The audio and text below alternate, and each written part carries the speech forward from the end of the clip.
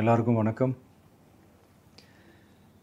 இந்திய அரசியல் சாசனம் நம்ம தமிழ்நாட்டில் இருக்கிற எல்லாருக்குமே கொடுத்துருக்கிற உரிமையில் ரொம்ப ரொம்ப முக்கியமானது ஓட்டிங் ரைட், வாக்குரிமை.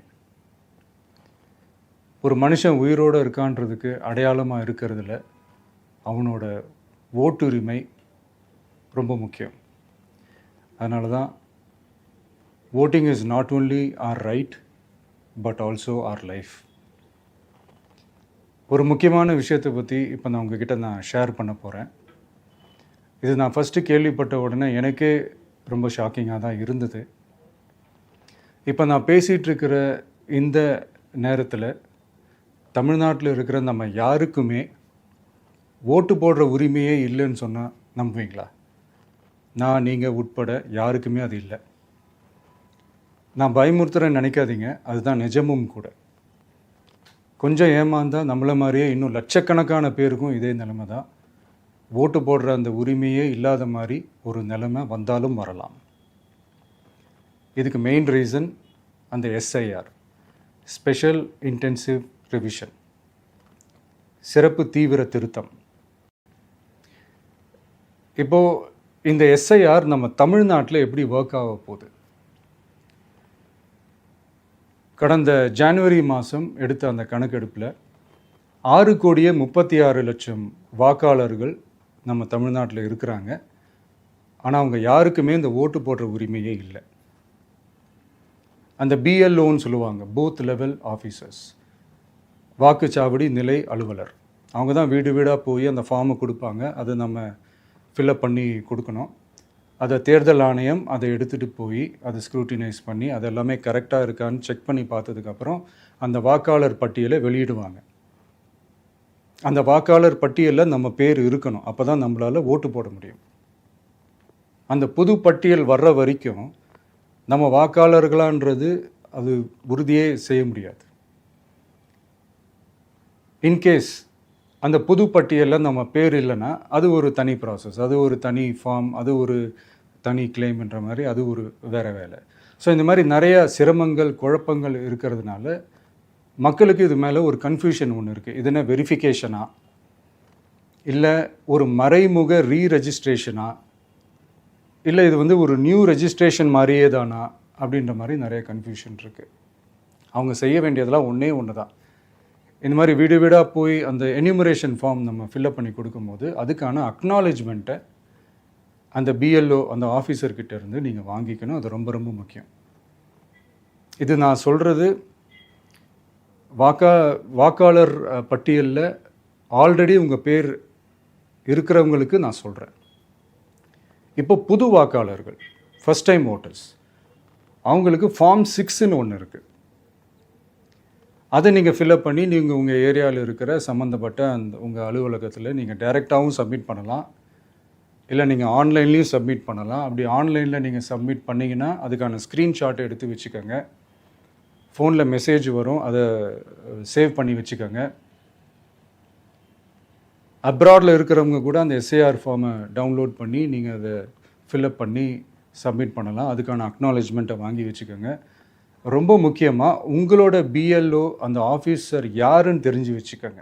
இந்த தேர்தல் ஆணையம் அந்த வெப்சைட்டில் போனீங்கன்னா அந்த பர்டிகுலர் பிஎல்ஓ ஆஃபீஸரோட ஃபோன் நம்பர் கூட நீங்கள் எடுத்து வச்சுக்கலாம். இன்கேஸ் உங்களை யாரையும் ரீச் பண்ணலை இல்லை உங்களுக்கு அந்த ஃபார்ம் கிடைக்கல அப்படின்னா நீங்கள் அவரை காண்டாக்ட் பண்ணி அந்த ஃபார்மை வாங்கி நீங்கள் ஃபில்அப் பண்ணி நீங்கள் சப்மிட் பண்ணலாம். ரொம்ப முக்கியமாக அதுக்கான அக்னாலேஜ்மெண்ட்டை வாங்கி வச்சுக்கோங்க. இது எல்லாமே சரியாக செஞ்சாலும் இந்த எஸ்ஐஆர் மேலே சில டவுட்ஸ் இருக்குது.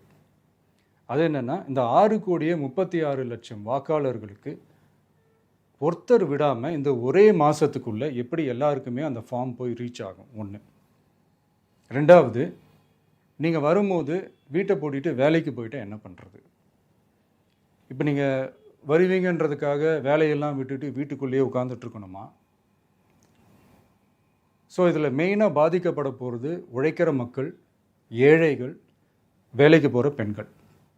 இவங்களுக்கு யார் கரெக்டான அந்த பதில் சொல்ல போகிறது?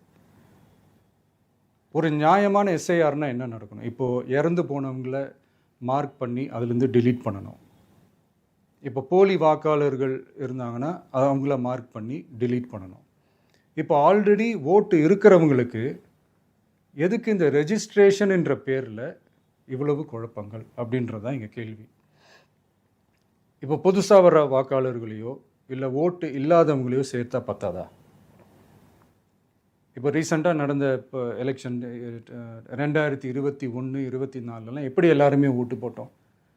அதில் ஓட்டு போட்டவங்க கூட இப்போ புதுசாக ரெஜிஸ்டர் பண்ணணும்னா அது ஏன் அந்த கன்ஃபியூஷன் அப்படின்றதான் நாங்கள் கேட்குறோம். அதனால தான் நாங்கள் எஸ்ஐஆரை எதிர்க்கிறோம்.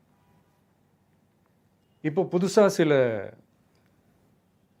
கம்ப்ளைண்ட்ஸ்லாம் வர ஆரம்பிக்குது. அது என்னென்னா முக்கியமாக நம்மளுடைய டிவிகே தோழர்களுக்கு அந்த ஃபார்ம் கிடைக்க மாட்டேங்குது, கொடுக்க மாட்டேன்றாங்க அப்படின்ற சில கம்ப்ளைண்ட்ஸ். இது யார் பண்ணுறாங்க அப்படின்றது நான் தான் சொல்லி தெரிய வேணும்னு ஒன்றும் அவசியம் இல்லை உங்களுக்கு. இப்போ இருக்கிற ஆட்சியாளர்கள் அவங்களுக்கு கைப்பாவையாக இருக்கக்கூடிய சில பேர் வந்து இதை செய்ய ஸ்டார்ட் பண்ணியிருக்கிறாங்க. அதனால் மைடியர் வர்ச்சுவல் வாரியர்ஸ், இதை வந்து சாதாரணமாக எடுத்துக்காதீங்க. இது எல்லாருக்குமே அந்த ஃபார்ம் போய் ரீச் ஆகணும். இதில் ரொம்ப உறுதியாக இருங்க. அதையும் மீறி உங்களுக்கு அந்த ஃபார்ம் கிடைக்கலன்னா இருக்கவே இருக்கும் ஆன்லைன். தேர்தல் ஆணையம் அந்த வெப்சைட்டில் போய் அந்த ஃபார்மை டவுன்லோட் பண்ணி நீங்கள் ஃபில்அப் பண்ணி சப்மிட் பண்ணலாம். உங்கள் வீட்டில் இருக்கிறவங்களுக்கு நீங்கள் செஞ்சு கொடுங்க, பக்கத்து வீட்டில் இருக்கிறவங்களுக்கு செஞ்சு கொடுங்க, தெரிஞ்சவங்களுக்கு, தெரியாதவங்களுக்கு, பழகினவங்களுக்கு, பழகாதவங்களுக்கு எல்லாருக்குமே நீங்கள் தயவு செஞ்சு கொடுங்க. அண்ட் ரொம்ப முக்கியமாக நம்ம ஜென்சி கிட்ஸ், நம்ம ஃபஸ்ட் டைம் ஓட்டர்ஸ், நம்ம புது வாக்காளர்கள், நம்ம நண்பா நண்பிகள், அவங்க ரொம்ப கேர்ஃபுல்லாக இருக்கணும்.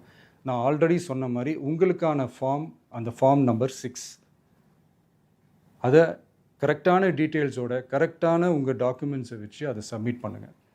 ஏன்னா வரப்போகிற தேர்தலில் நீங்கள் தான், அந்த ஜென்சி வாக்காளர்கள் தான் மிக முக்கியமான ஒரு ஃபோர்ஸ் அப்படின்றது எல்லாருக்குமே தெரிஞ்ச ஒரு விஷயம். அதனால் உங்களை டிஸ்டர்ப் பண்ணுறதுக்கு, உங்கள் பேரை அதில் இன்க்ளூட் பண்ணாமல் செய்கிறதுக்கு என்னென்ன வேலைகள் செய்யணுமோ, என்னென்ன தில்லுமுள்ளு வேலைகள் செய்யணுமோ எல்லாமே அவங்க செய்வாங்க. இது நமக்கு எல்லா திசையிலையும் எல்லா பிரச்சனைகள் கொடுத்துட்டு தானே இருக்கிறாங்க. அது டிஃபால்ட்டாக நடந்துட்டு தான் இருக்கும், அது ஒன்றும் பண்ண முடியாது. ஸோ அந்த மாதிரி ஓட்டு போடுற விஷயத்துலேயும் அவங்க என்ன உத்தரமராக மாறவா போகிறாங்க? இப்போ நான் சில மீட்டிங்ஸ்லலாம் ரிப்பீட்டடாக ஒரு விஷயம் நான் சொல்கிறேன்ல, 2 பேருக்கு நடுவில் தான் போட்டி அப்படின்ட்டு. அது மேடைக்கு மேடை அவங்க அதை ப்ரூவ் பண்ணிகிட்டு இருக்கிறாங்க. அதனால் தோழர்களே, வரப்போகிற தேர்தலில் நம்ம யாருன்னு காட்டணும், நம்ம பலம் என்னன்னு காட்டணும். அதுக்காக அந்த பலமான, அந்த பவர்ஃபுல்லான ஆயுதத்தை நம்ம கையில் எடுக்கணும். அந்த ஆயுதம் வேறு எதுவுமே இல்லை, ஓட்டு, வாக்கு, ஜனநாயகம். அது இருந்தால் தான் நம்ம அந்த வெற்றியை நோக்கியே நம்மளால் பயணிக்க முடியும். தமிழ்நாடே அந்த வாக்குச்சாவடி முன்னாடி திரண்டு நிற்கணும். அதை பார்த்துட்டு தமிழ்நாடே தமிழக வெற்றி கழகமா, இல்லை தமிழக வெற்றி கழகம் தான் தமிழ்நாடா அப்படின்ற மாதிரி இருக்கணும். வீடுன்னு ஒன்று இருந்தால் தான் ஓடு மாற்ற முடியும்னு அறிஞர் அண்ணா அவர்கள் சொல்லியிருக்கிறாங்க. அந்த மாதிரி ஓட்டுன்னு ஒன்று இருந்தால் தான் இந்த நாட்டையே காப்பாற்ற முடியும். அப்புறம் இன்னொரு முக்கியமான விஷயம், அந்த எனிமரேஷன் ஃபார்ம் நீங்கள் ஆன்லைனில் நீங்கள் ஃபில்அப் பண்ணும்போது அதில் ஒரு சில ப்ராப்ளம்ஸ் வர்றதுக்கு வாய்ப்பு இருக்குது. அது உங்களுடைய ஓட்டர் ஐடியில் இருக்கிற உங்கள் பேரும், ஆதார் கார்டில் இருக்கிற பேரும்